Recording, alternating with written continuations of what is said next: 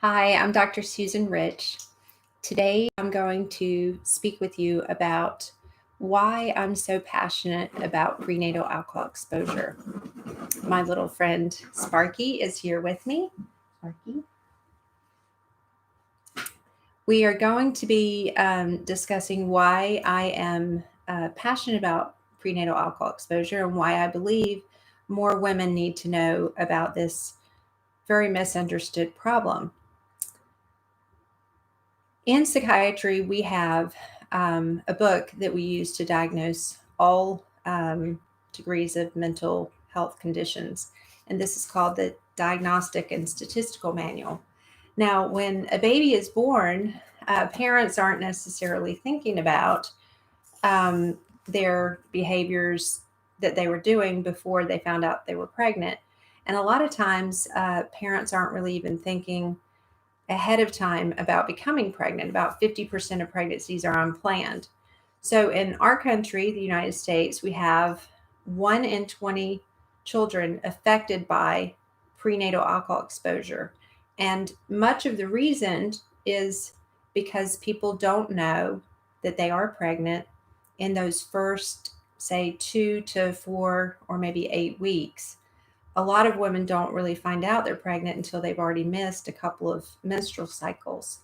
Women who are using alcohol frequently don't have regular periods. Therefore, oftentimes they're not finding out until they've missed a couple periods and go and have a pregnancy test. And it may take 1 or 2 tests before they really believe it. Now, at the same time, there's the issue of social drinking, and a lot of women don't realize that moderate social drinking can be associated with prenatal alcohol exposure and related problems.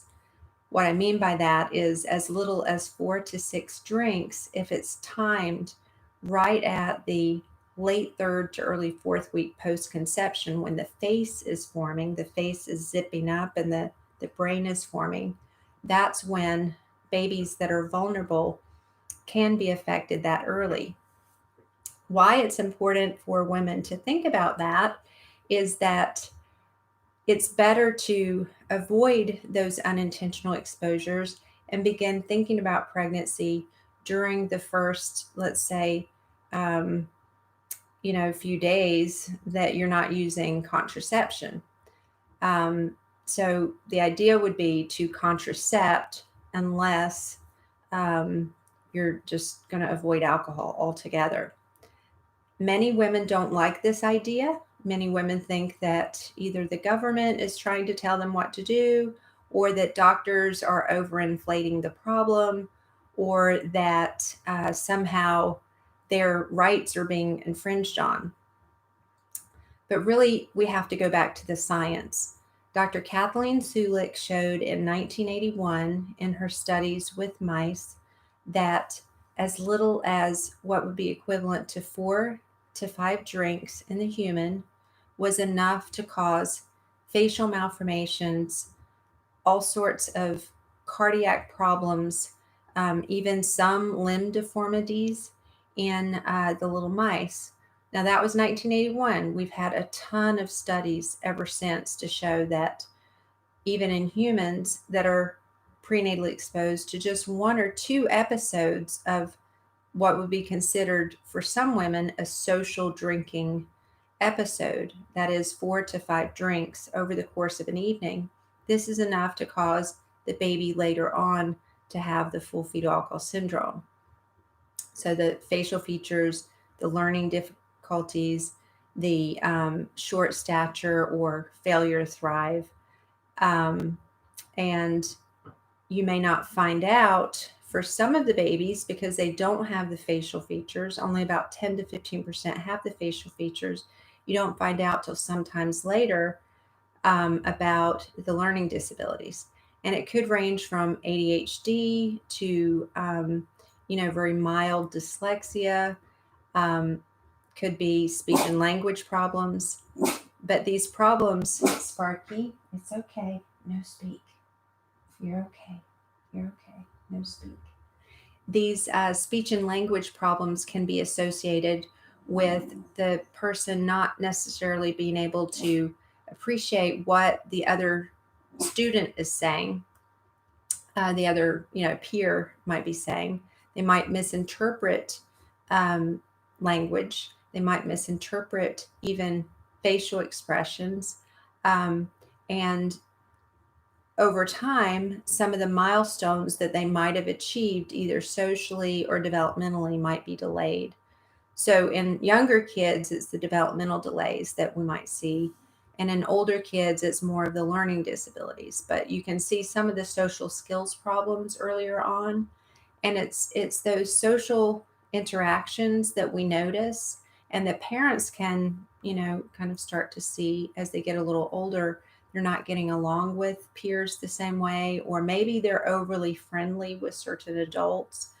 Some of them have extreme social anxiety. Others have socially indiscriminate behavior. That means they go around and they'll play with anybody. They'll interact with anybody, and that makes them a little bit more at risk of predatory behavior on the part of an adult. If they're going up to any adult, they're going to interact with any adult. This can be really dangerous. So thinking about why it is that people don't know and don't appreciate that many of the conditions we consider psychiatric conditions really begin in those early stages of pregnancy. Why that is not understood is basically that people aren't really thinking by the time the kid is 6 or 7 years old what they were doing before they found out they were pregnant.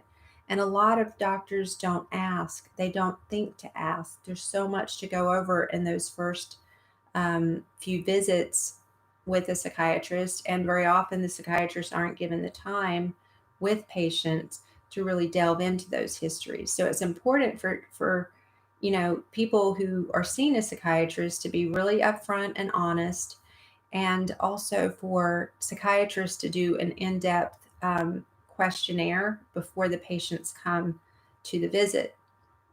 The other thing that parents can do, if say it's a biological parent of a child, they can always be a little bit more forthcoming and upfront and explain to the doctor, I went out before I found out I was pregnant. I had, several drinks.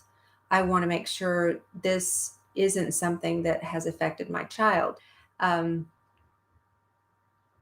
very excited to be doing this YouTube channel. I'm going to start posting live feeds. I will upload them to the channel, and I'd like to see some feedback from people about what they want me to talk about. There's so many topics as it relates to prenatal alcohol exposure and risk for psychiatric illness, risk for, being taken advantage of, for gullibility, um, learning problems, attention problems. There's so much out there that I would love to talk about, and just see what others want me to talk about. Anyway, have a very good evening, and really great to have this forum. Please, feel free to check in. Just kind of type to me what you'd like me to talk about, and I'd be happy to do that. Or you could reach out on the Twitter, which is at Susan D. Rich MD. You can tweet me. You can also check out the Facebook page, Susan D. Rich MD MPH. And then I'm on LinkedIn as well, so you can look me up there and just send me a message and let me know what you want me to talk about next time. Thank you and have a great evening. Bye-bye.